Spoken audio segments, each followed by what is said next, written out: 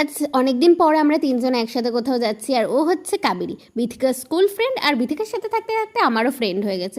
তো hello everyone, welcome back to another mini blog. আমি ঋতু, আর আমরা তিনজনে মিলে যাব হচ্ছে জুডিওতে।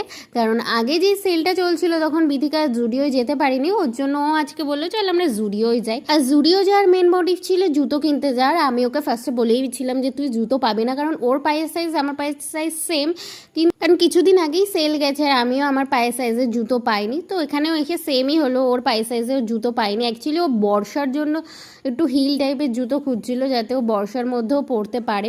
তারপর আমি আনাদার কালেকশনগুলো দেখছিলাম, জামার যে কালেকশনগুলো, কারণ আগে সেলের টাইমে এসে আমি প্রপার ঘুরতে পারিনি, এত ভিড় ছিল, জিনিসপত্র এত মেসি করে রেখেছিল, ঢাকনার মুখ ফুক খোলা ছিল। তো ওই প্রোডাক্টগুলো কেই বা নেবে টাকা দিয়ে। তারপরে এখানে আমরা একটু কসমেটিক্স প্রোডাক্টগুলো দেখছিলাম, নেল পলিশগুলো, নেল পলিশের কালেকশনগুলো, মানে শেডগুলো খুব সুন্দর ছিল। অ্যাকচুয়ালি এটা আমার সাথে ভীষণ হয়, তোমাদের সাথে হয় কিনা বলো।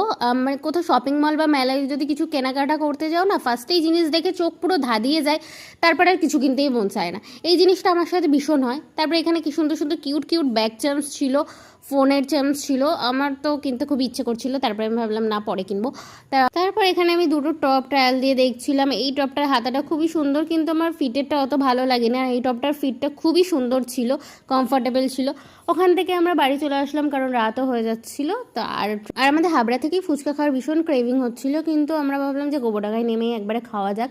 আর এই কাকুটার কাছে নিরামিষ ফুচকা করে, কিন্তু ফুচকাগুলো এত টেস্টি হয়। তারপরে ওখান থেকে আমার চা খাওয়ার বাতিক উঠেছে, কারণ আমি আজকে চাই খাইনি। আর জানো তোমরা আমি কতটা চা ভালোবাসি। তো আজকের ব্লগটা এইটুকু।